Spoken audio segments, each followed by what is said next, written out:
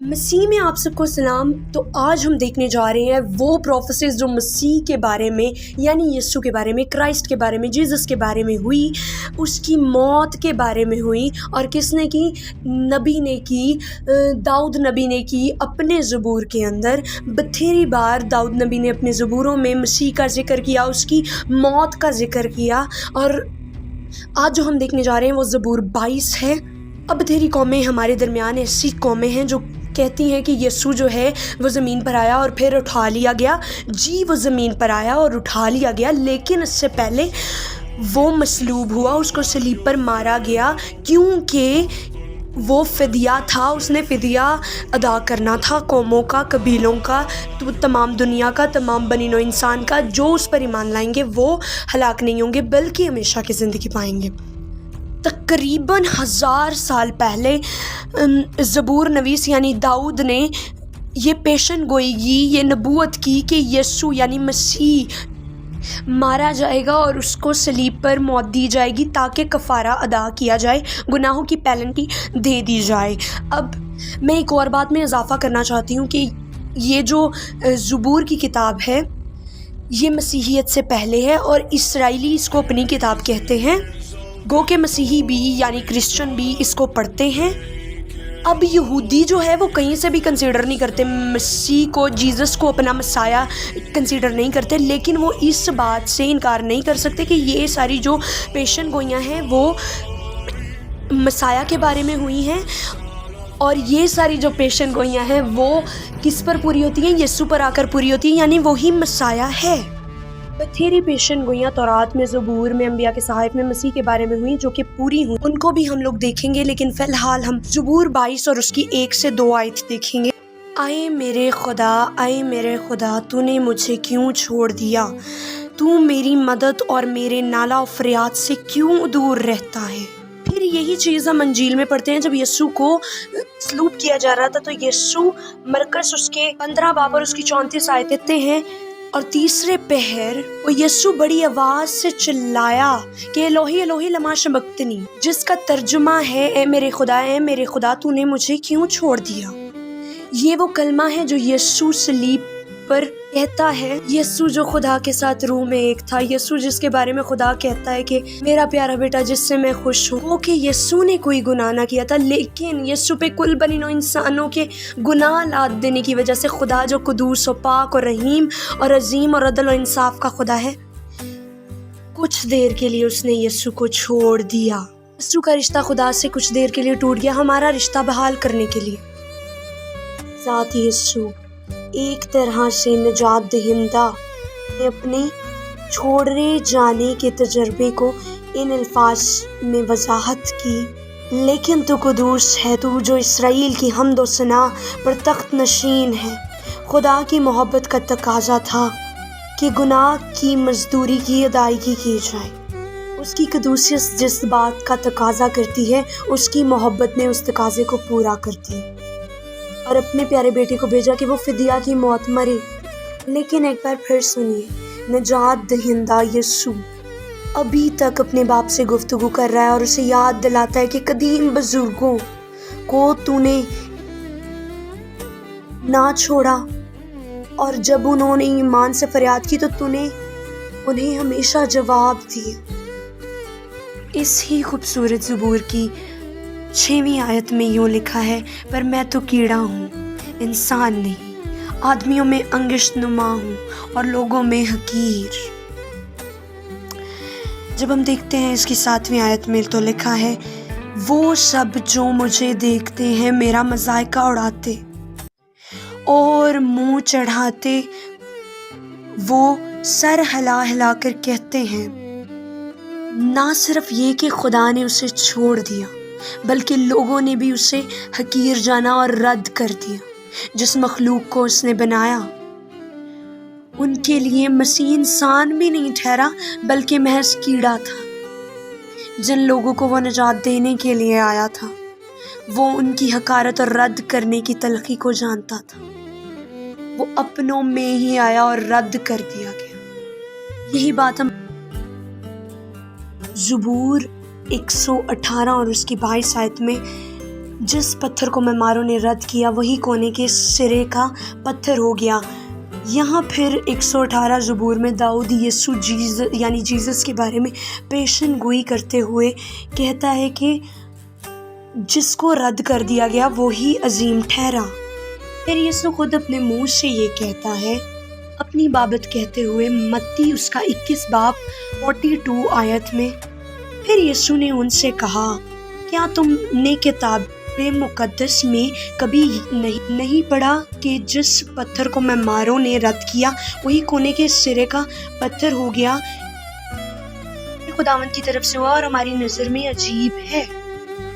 پھر رسول منادی کرتے ہوئے مسیح کی بابت یہ فرماتے ہیں کہ بس تم ایمان لانے والوں کے لیے تو وہ قیمتی ہے، مگر ایمان نہ لانے والوں کے لیے جس پتھر کو معماروں نے رد کیا وہی کونے کے سرے کا پتھر ہو گیا۔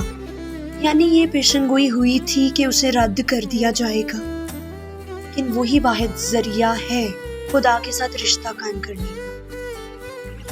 پھر ہم بڑھتے ہیں زبور 22 اس کی 8 آیت کی طرف۔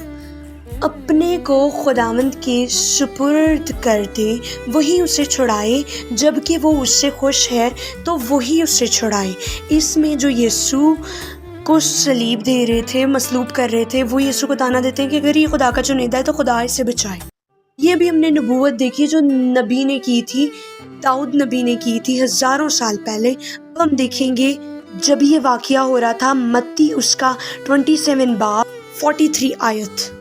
اس نے خدا پر بھروسہ کیا ہے، اگر وہ اسے چاہتا ہے تو اب اس کو چھڑا لے، کیونکہ اس نے کہا تھا کہ میں خدا کا بیٹا ہوں۔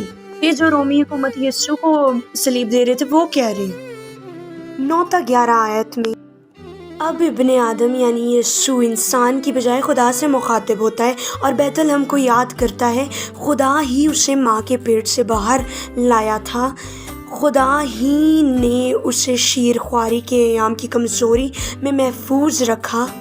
اب یسوع ماضی میں محبت کے تعلق کی بنا پر خدا سے التجا کرتا ہے اور قریب آنے کی التجا کرتا ہے۔ 12 تا 13 آیت میں یوں لکھا ہے بہت سے سانڈوں نے مجھے گھیر لیا ہے، بسن کے زوراور سانڈ مجھے گھیرے ہوئے ہیں، وہ پھاڑنے اور گرجنے والے ببر کی طرح مجھ پر اپنا منہ پسیرے ہوئے ہیں۔ کلوری کے مقام پر جب مسیح کو مصلوب کیا جا رہا تھا تو وہاں پر ہجوم اسرائیلیوں کا تھا جو نفرت سے بھرے ہوئے تھے، اس لیے مسیح انہیں تشبیہ دیتا ہے بسن کے زوراور سانڈوں اور پھاڑنے اور گرجنے والے شیروں سے۔ یردن کے مشرق میں بسن کا علاقہ تھا جو مضبوط اور پلے سانڈوں کے لیے مشہور تھا۔ یہاں مسیح کی تشبیہ دینے سے مراد یہ تھی کہ وہ نہ صرف سینگ مارنے بلکہ زخمی اور پھاڑنے اور گرجنے والے سانڈ تھے۔ اسرائیل کا مسیح آ چکا تھا پر وہ اس پر جھپٹ پڑے جیسے شیر بھرا پر جھپٹ پڑتا ہے۔ زبور 22 اس کی 14 سے 15 آیت میں لکھا ہے میں پانی کی طرح بہہ گیا، میری سب ہڈیاں اکھڑ گئیں، میرا دل موم کی مانند ہو گیا، وہ میرے سینے میں پگھل گیا، میری قوت ٹھیکرے کی مانند خشک ہو گئی اور میری زبان میرے تالوں سے چپک گئی، اور تو نے مجھے موت کی خاک میں ملا دیا۔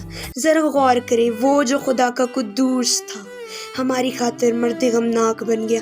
مسیح صلیب پر پیاسا تھا اور یہ بات انجیل میں لکھی ہے کہ اس نے صلیب پر کہا I am thirsty۔ یہ اس لیے ہوا کہ نوشتہ پورا ہو، یہ اس لیے ہوا کہ نبوت پوری ہو کہ اس کی زبان تالوں سے چپک گئی اور وہ موت کی خاک میں مل گئی۔ زبور 22 اس کی 16 سے 17 آیت میں لکھا ہے کیونکہ کتوں نے مجھے گھیر لیا ہے، بدکاروں کے گروہ مجھے گھیرے ہوئے ہیں، وہ میرے ہاتھ اور میرے پاؤں چھیدتے ہیں، میں اپنی سب ہڈیاں گن سکتا ہوں، وہ مجھے تاکتے اور گھورتے ہیں۔ کتوں سے تشبیہ مسیح نے غیر قوم کو دی ہے کیونکہ کتے ناپاک ہوتے ہیں۔ یسوع کو مصلوب کرنے والے رومی تھے، یعنی بے شرع اور خدا سے ناواقف قوم۔ انہوں نے ہی مسیح کے ہاتھ اور پیر सलीब पर छेदे थे। जब ये पेशन गोई पूरी हुई तो मसीह के हाथ पांव छेदे गए, और ये हम इंजील में पढ़ते हैं। इंजील में यीशु तीसरे रोज जब मर के जी उठा तो उसने अपने शागिर्दों को अपने हाथ और पांव दिखाए जिन्हें छेदा गया था, और अपनी पसली दिखाई जिसमें नेजा लगाया गया था। 18 आयत में ये लिखा है, वो मेरे कपड़े आपस में बांटते हैं और मेरी पोशाक पर कुर्रा डालते हैं। ये नबूवत दाऊद नबी ने की। अब यीशु की जुबानी जब ये नबूवत पूरी होगी तो ये देखते हैं मत्ती 27 बाब और उसकी 35 आयत, और उन्होंने उसे मसलूब किया और उसके कपड़े कुर्रा डालकर बांट लिए। एक और आयत अंजीली बयान में से यूहन्ना 19 बाब और 24 आयत, इसलिए उन्होंने आपस में कहा कि इसे फाड़े नहीं बल्कि उस पर कुर्रा डालें, ताकि मालूम हो कि किसका निकलता है। ये इसलिए हुआ कि नविश्ता पूरा हो जो कहता है कि उन्होंने मेरे कपड़े बांट लिए और मेरी पोशाक पर कुर्रा डाला। चनाचे सिपाहियों ने ऐसा ही किया। तो हमने ये देखा कि पेशन गोइयाँ पूरी होगी। इस ही ज़बूर की और भी आयत है, इसको हम अगली वीडियो में देखेंगे। यानी कि बाइबल वाहिद ही वो किताब है जो हतमी है, जो टोटली रिलायबल है और ट्रस्टवर्दी है, क्योंकि तारीख गवाह है कि वाहिद बाइबल वो किताब है जिसकी 70 to 80 प्रोफेसीज जो है अभी तक फुलफिल हो गई हैं। बाइबल कहते हैं तौरात, ज़बूर, अंबिया के सहाइफ और इंजील के मजमूए को, और यही किताब है जो खुदा ने दी है, हतमी किताब। इसी किताब ने मसीह के दोबारा आने के बारे में भी पेशन गोइयाँ की हैं, जो कि पूरी होती जा रही हैं वक्त के साथ साथ। मसीह को जानना बहुत ज़रूरी है। मसीह को जानने के लिए कि मसीह के बगैर कोई रास्ता नहीं है। मसीह को जानने के लिए आप मेरी वीडियो देखें, डॉक्ट्रिन ऑफ क्रिश्चियनिटी।